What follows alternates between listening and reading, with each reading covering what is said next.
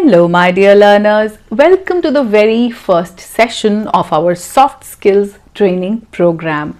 Well, in this course, we will try to work on various skills to become a more confident individual professionally, socially, and personally. Basically, this is a growth-oriented program where we will focus on our own betterment to achieve all the success that we have dreamt of. This is going to be a blend of your confidence building, personality development, communication skills, your overall growth, not just in your profession but in your social life also, in your relationships also, so that you can feel more accomplished. So this course is a journey which we are all taking together towards the path of success, happiness and fulfillment. I am your trainer Namita. I have done my masters in English and my masters in education as well, M.A. M.Ed as you call it. So I have a good amount of teaching experience. I have worked with a lot of schools, colleges and institutes. So it is not that I don't know anything and I've come here and started a course. I've been teaching for more than a decade now. That is why I thought of starting this course where I can help you with whatever knowledge and experience I have gained. And in this process, I will also learn from you, your experiences, which you'll be sharing in the comment sections, in the live videos as well. So let's take this journey together. The topic for the day is improving your communication skills. So the very first session is all about your communication skills, how to improve your communication skills. Before I get into the details, I would like to ask you, what do you understand when I say communication? The word communication, what is the meaning of communication for you? Is all that you can think about is English? With communication, your understanding is only about spoken English. Well, your communication is not just limited to your English. Communication is a two-way process. It's an exchange of information, exchange of ideas, exchange of thoughts. So communication skills basically means the ability that you use for giving and receiving any sort of information. It is not just limited to your words. When I say communication, it is not any language, it is not even verbal communication. Communication is non-verbal also. So there are various forms to it. Suppose these days we don't write letters. Earlier we used to write letters. That was also a way of communication. Nowadays we write emails. So that's a mode of communication. So it is a written communication where you're expressing your ideas, your thoughts to the other person. Similarly, writing a WhatsApp message or sending an SMS is also a way of communication. You are conveying your thoughts to the other person. So communication is not just limited to your speaking, not about your spoken English, not about any language, not even your mother tongue. It's a whole process and it involves a lot of skills. Written communication, non-verbal communication and verbal communication as well. Listening is also a part of communication.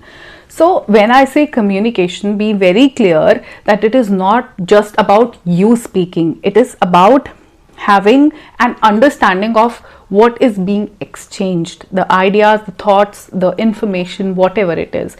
Even if it is professional or if it is personal, then also you have to be mindful of how the communication is going on and what actually is being conveyed.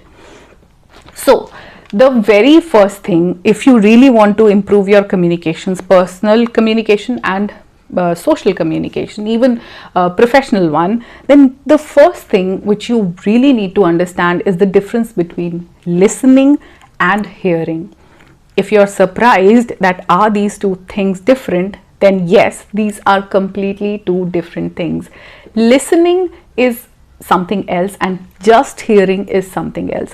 When you know that you're talking to someone, you have to understand the difference between both the things.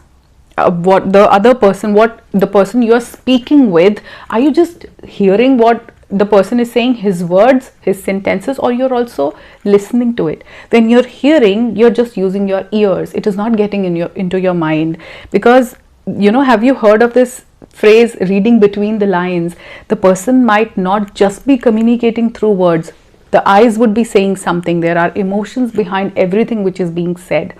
So when you are listening to the other person, you will pay attention to all the aspects. You will also listen to what the person is not saying. So for that, you have to be a good listener. Whenever you're talking to someone, you make sure that you listen to what the person is saying. Don't just hear it. It is not the words, it is something more than that. Whenever a communication is going on, even if it is happening in your office, there is something more in the background. A lot is going on. So you have to pay attention to listening. Don't just limit it to hearing. Now, to be a good listener, you have to show interest in what the other person is saying. The person should feel that you're interested. For that, you have to keep saying something. The gestures, that you are listening. Keep nodding your head like this so that the person gets an idea that you are listening. It is not just speaking. When it comes to communication, all we think is that we have to focus on speaking.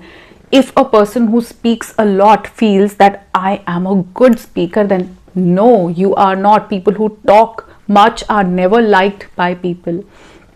If you want to have an attractive personality, if you want to be more likable, you want to have a good social image, professional image, if you want people to like you, then you have to start listening to other people as well. You cannot just limit yourself to speaking. If you speak a lot, you will be, people would not pay a lot of attention to what you're saying. People would avoid coming and talking to you because they'll feel that, oh, again this person will start speaking. They will avoid. The moment they see you, they will deviate. But if you're a good listener, you'll attract more people. More people will come to you, they will talk to you, they will exchange their thoughts with you. So the very first thing which we need to work on is our listening skills, to have good communication skills. The second thing is that there has to be an eye contact. You have to look at the person in the eyes. Now, it doesn't mean that you start staring at the person, just looking at their eyes. No, you should know where to stop looking into their eyes. Not all the time. It's not something you're going to do all the time.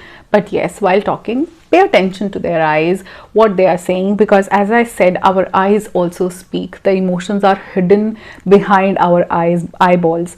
So you have to make an eye contact. Eye contact ensures that you are interested.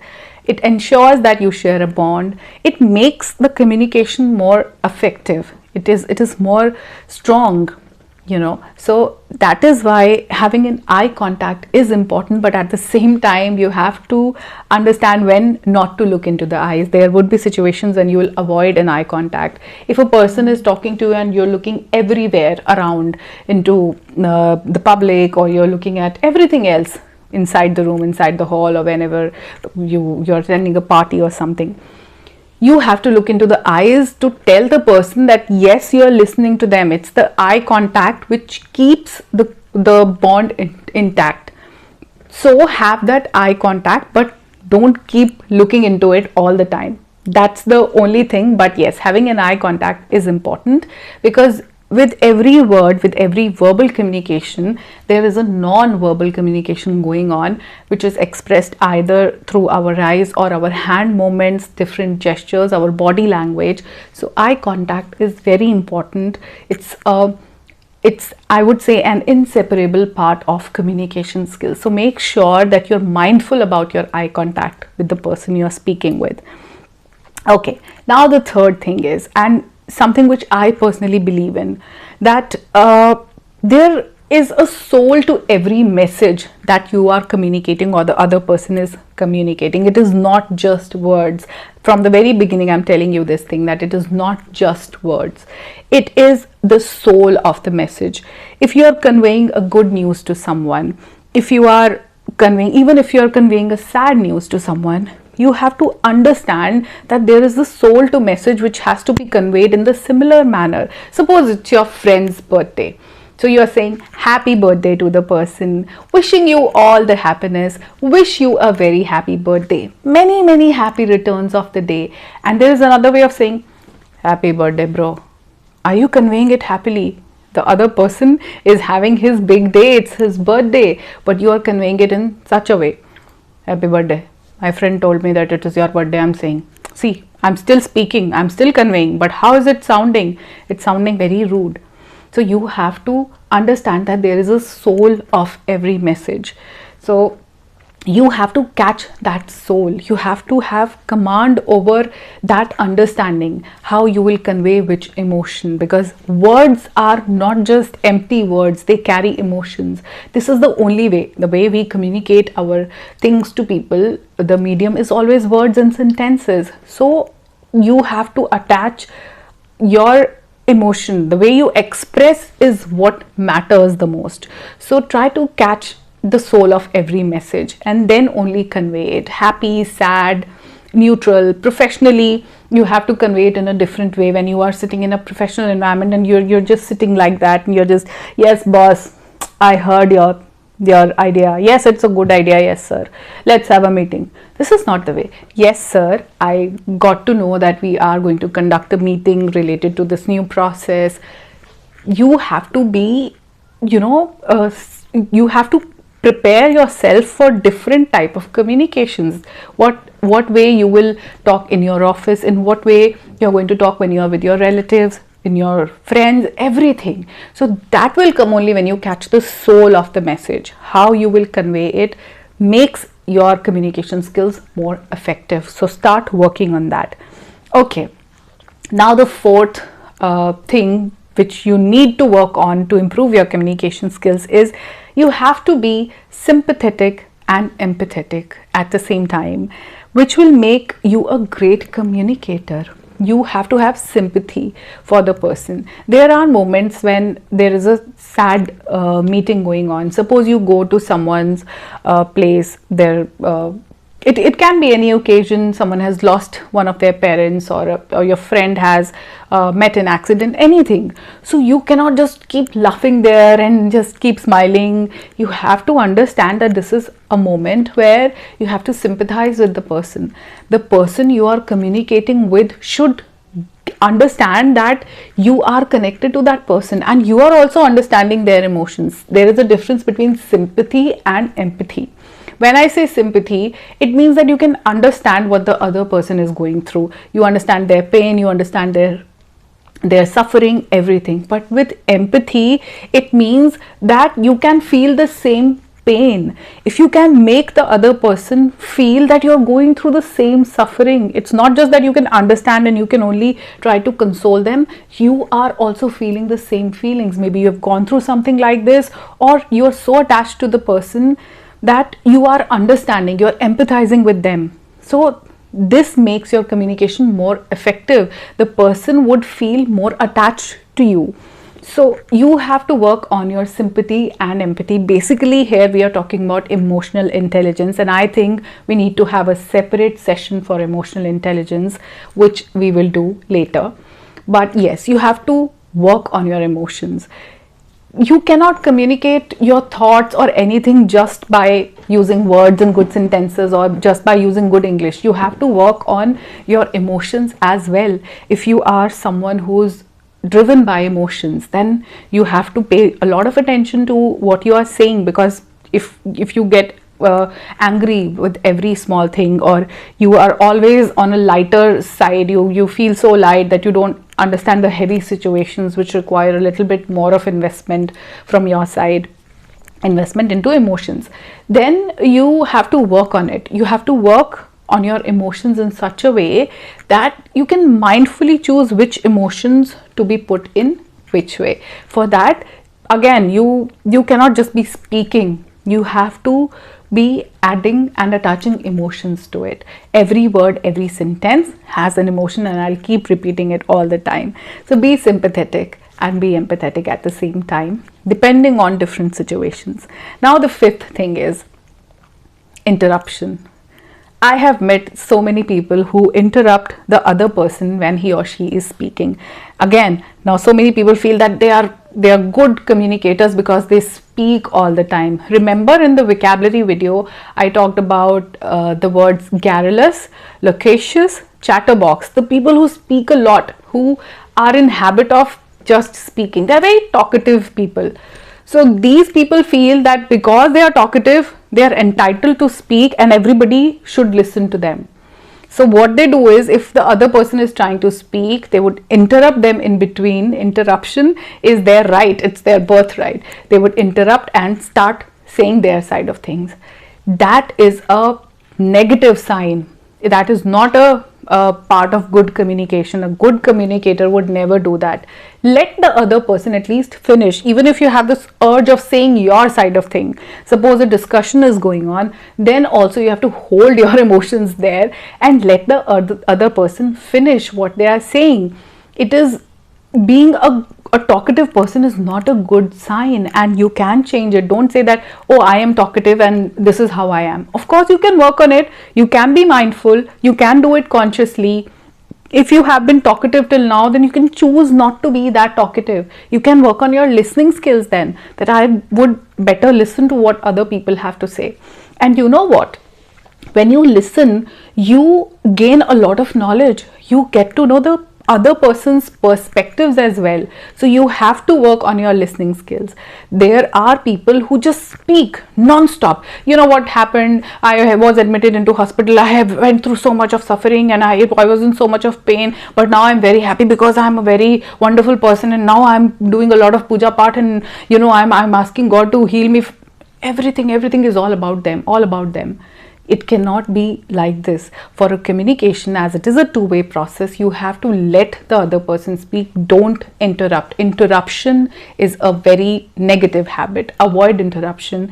Unless if it is very important, if the other person has become abusive, then you have to interrupt them. Then it's a different thing. But if a healthy communication is going on, then try not to interrupt in between. That was the 5th point. Coming to the 6th one, we are working on our emotional intelligence to add life to communication. These days, there is a lot of virtual communication going on.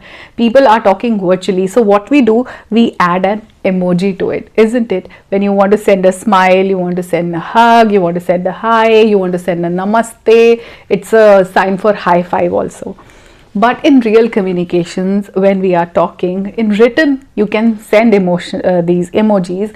But in verbal communication, when your emotions are being attached, you have to work on being more polite with the person. You have to show the other person that you respect them.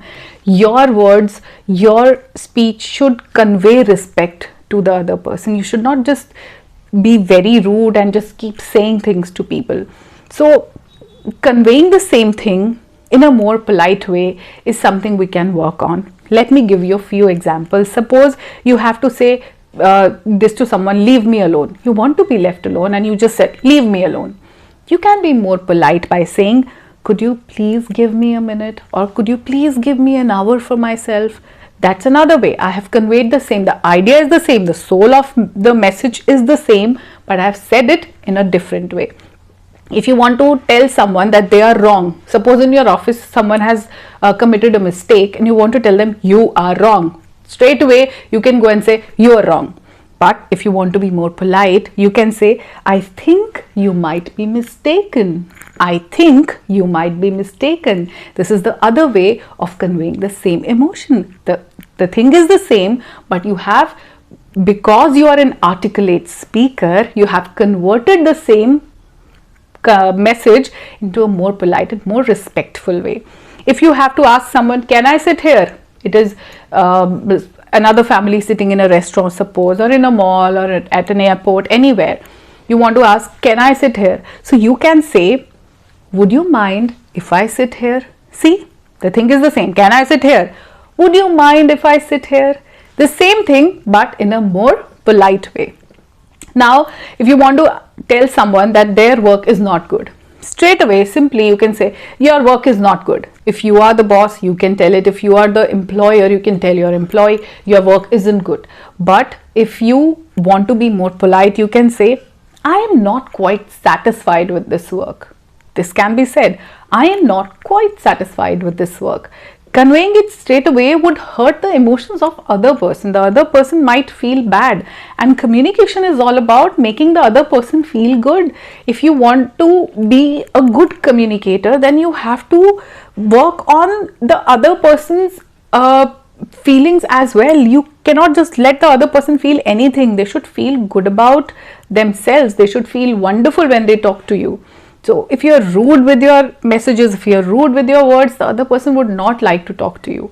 So to be more likable, you have to be more polite. If you say, if you want to ask someone, hey, where is the washroom? It's a very straight way, and many people do that. Hey, where is the washroom? You don't know. So the other way is, excuse me, could you please tell me where the washroom is? You can say, excuse me, could you please tell me where the washroom is? This is another way of asking the same question. And if you did not like someone's idea, straight away you can go and say, that's a bad idea. Very rude way of saying, that's a bad idea. I don't like it.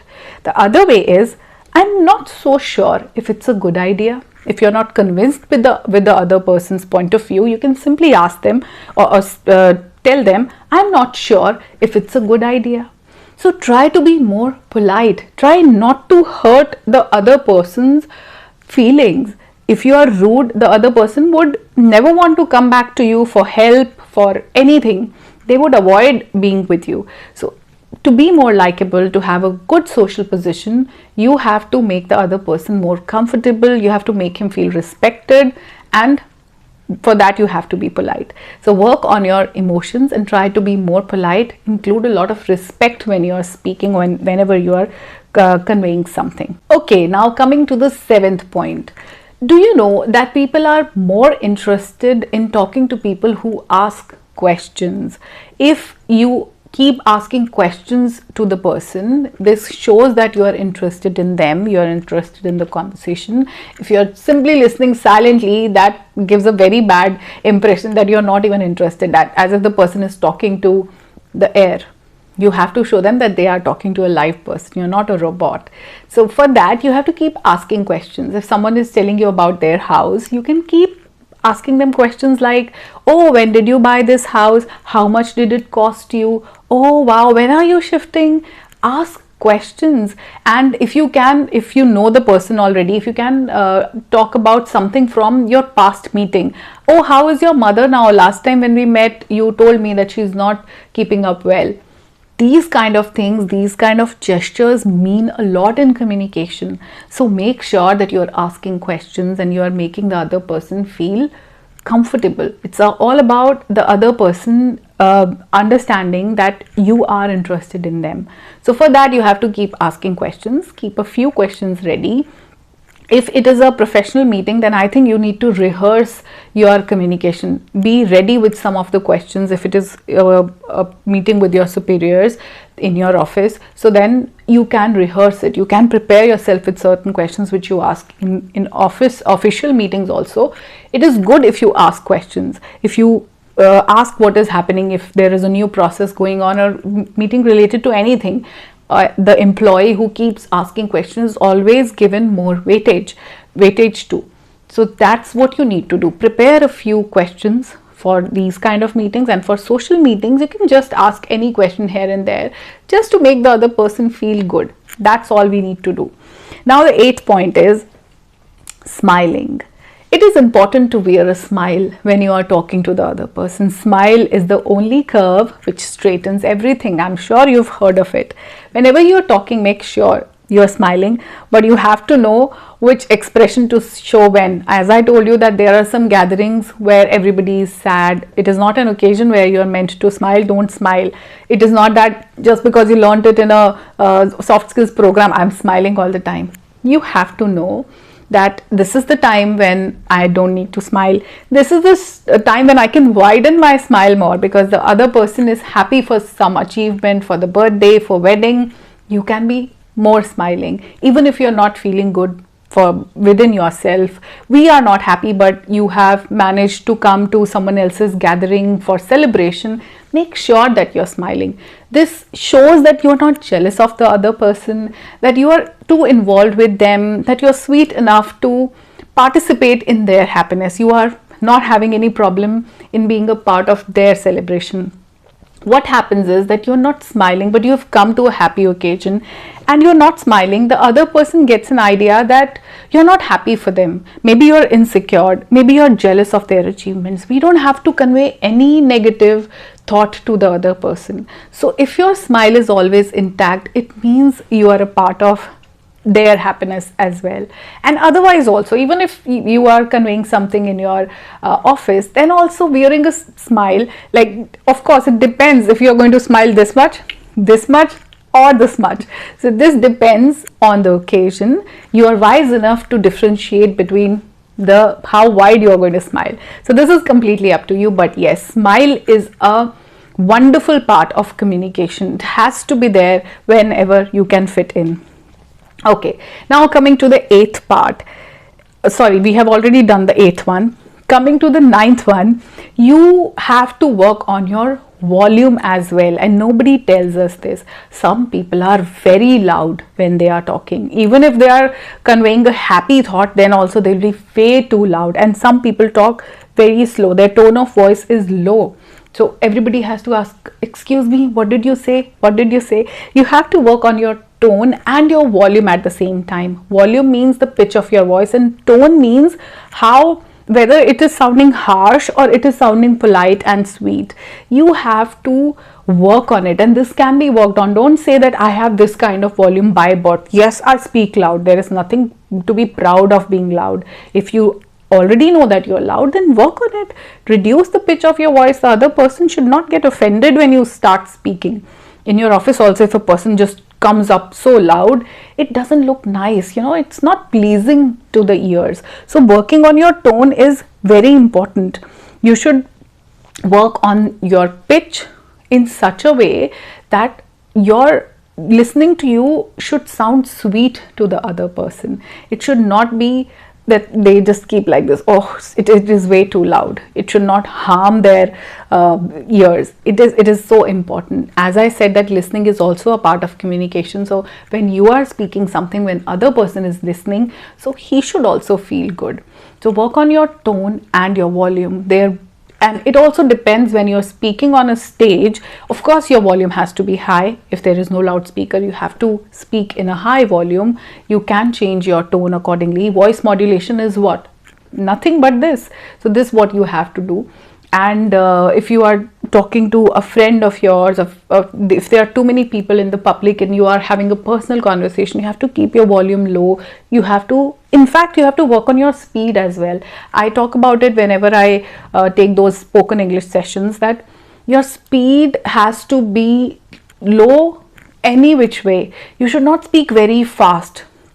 So try to speak slowly so that each word is understandable. In written communication, the person would read everything at his or her own pace. But when you're speaking, the person has to listen to you. So you have to work on your volume, you have to work on your tone and your speed at the same time. So learn the skill of modulating your voice.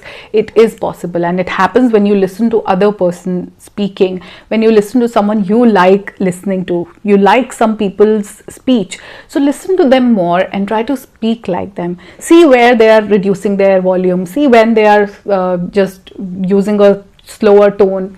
This is what you have to do. This brings me to the 10th point. Sometimes when we are having a discussion in office or in social gatherings also, some people have this habit of changing the topic frequently. This leaves a very bad impression. You should not do that, especially when the other person is talking with interest. Again, it sounds very rude. If the other person is too interested in one topic and immediately you've changed it, how would you feel if it happens to you? So don't try to change topics frequently. Change them when you feel that nobody has anything to say. It happens, we come to a point in a discussion when nobody has a lot to contribute. Then you can change the topic, but don't change it frequently. Stick to one and let everybody contribute. Let everybody speak their own sides, and then you can change it. Very much possible. So these were few things which you have to work on. I think I've discussed 10 points today for your communication skills. This is how you can work on your communication, your verbal, non-verbal. Non-verbal is your body language. So it matters how your body is speaking. Your body language, first thing, is portrayed through your eyes. We have talked about eye contact, but don't stare at the other person. Many men have this habit of looking at women in a certain way. So don't do that. It makes women very uncomfortable. So be mindful of how you're looking at the other person. Your whole body speaks, your personality speaks. In fact, there are energies to people. The people who are very positive, their energy is caught immediately, and if someone is negative, you get to know that as well. So try to be a person who is positive, who leaves a good impression on other people. Whoever you meet, whoever you try to communicate to, you leave a good impression, you leave a positive impression. This was all about your communication skills, but this doesn't end here. I'm going to leave you with an exercise. So there is a homework for you. Since it is a class, since it is a session, so there has to be a homework which you will do from your part. Otherwise, you'll forget whatever we have done. So these were 10 points which we need to focus. It is not just limited to these 10. There is a lot more to it. But before you sleep tonight, you have to complete your homework. Here is your homework. I'm going to give you some questions. There are 5 questions and you have to answer them. What you will do is that you will first of all write them in a diary. All these 5 questions, answers to them, whatever you think is right for you. Everybody will have different answers, and later on the summary of all the 5 questions you have to record in your own voice. Record it in your phone. These days it's not difficult. So have a recording and then listen to it. What will happen is you will be able to understand where you are when it comes to communication. You will understand which areas you need to work on, which tone is not coming out right, if your volume is appropriate or not, if your expression is good, are you polite enough, are you speaking it in such a way that you are good to yourself. Here it is a monologue. You're not talking to the other person. This is going to be just you speaking. So you are speaking to yourself. Are you respectful of your own self? That's what we are going to judge today through this exercise. So the first question that you will be answering is, what are you grateful for today? Or you can talk about what were you grateful for last month, the October month. What were the things which you were grateful for? Show some gratitude, write at least 10 things. It is a whole month that you're talking about. So write at least 10 things and write them properly, and don't write just one sentence. Try to write longer things, and why are you grateful for these things? If you can add, it's a wonderful thing. Then the second question that you need to answer is, what emotional and mental hurdles you faced last month. Last month you were thankful for certain things, but there were certain things which made you more emotional, or there were some challenges you faced, emotional and mental challenges. Talk about them. If not more, at least 5. See, challenges are something we face every day. I think when it comes to challenges, we can write hundreds of them, but stick to 5 or 6 or 10, completely up to you. Just write them, again, full sentences. The third question that you need to answer is, what important things have you learned last month? Or the things that you're still learning, but let's just keep it to the last month. What important things have you learned last month? If you are someone who is in the process of continuous learning, then you should be able to write about it. If we are having this ability to learn, we can learn from anyone, from a child, from a plant, from an animal. So what have you learned? Notice all the small things that went in the last month, and then write about your learnings. The fourth question that you need to answer is, how can you create a deeper learning for your own self? Your own learning technique, how you think you can have a more deeper learning, a more deeper understanding. This is all about self-learning, because I promote self-learning all the time. So you have to find your own self-learning technique, which is the best way to learn for your own self. This is a very personalized thing. What do you think will work the best for you?